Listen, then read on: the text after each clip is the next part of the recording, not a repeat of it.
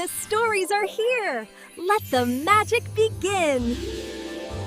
Princess आयला महल के रोशन बाग में तन्हा चल रही होती है। फूलों की खुशबू उसे अपने ख्यालों में खो देती है। हवा नर्म होती है, सब कुछ पुरसुकून। तभी अचानक बाग में एक तेज रोशनी चमकती है और एक सुनहरा रैबिट जाहिर होता है। आयला हैरानी से धीरे धीरे उसकी तरफ बढ़ती है।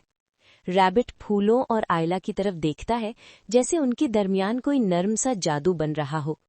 दोनों बाग में खेलने लगते हैं। रैबिट उछलता है, फूल वापस लाता है, खुशी हर तरफ बिखर जाती है।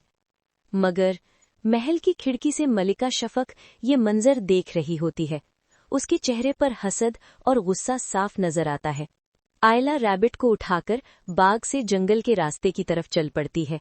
जैसे ही घने दरख्तों में कदम रखती है, माहौल पुरअसरार हो जाता है। रैबिट अचानक एक चमकते हुए रास्ते की तरफ लपकता है। आयला बिना सोचे समझे उसके पीछे चल देती है। दोनों एक छोटी झील के किनारे पहुंचते हैं। चमकती मछलियां और तैरते हुए फूल झील को जादू से भर देते हैं।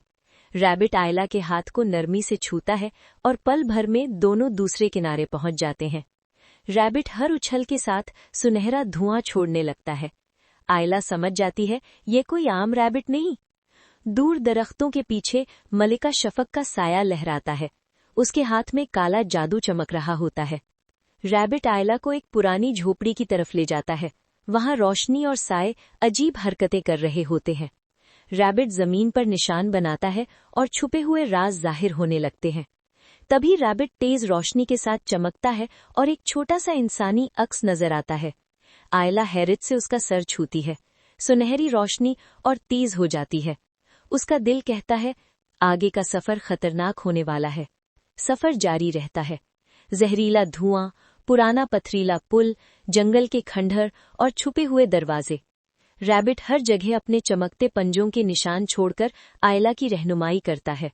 आखिरकार एक पुराने कमरे में एक सुनहरी गेंद चमक रही होती है। आयला समझ जाती है यही अरमान को इंसान बनाने की चाबी है। रोशनी में अरमान का इंसानी साया वाजे होने लगता है। आयला की आंखों में उम्मीद चमक उठती है। तभी मलिका शफक जोर से जाहिर होती है। काला जादू, आग और धुआं हर तरफ फैल जाता है, मगर रैबिट और आयला मिलकर रोशनी की ढाल बना लेते हैं। आखिरी लम्हों में सुनहरी रोशनी फूट पड़ती है। रैबिट का जादू अरमान में समा जाता है और अरमान मुकम्मल इंसानी शक्ल में जाहिर हो जाता है। मलिका शफक धुएं में घुलकर गायब हो जाती है। सुबह की नर्म धूप फैल जाती है। आयला और अरमान मुस्कुराते हुए जंगल के रास्ते पर साथ साथ चलने लगते हैं। मगर दूर कहीं अभी भी एक साया हिलता है।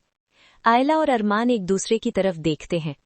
ये सिर्फ शुरुआत है और यूं मोहब्बत, हिम्मत और जादू से भरी ये कहानी मुकम्मल होती है।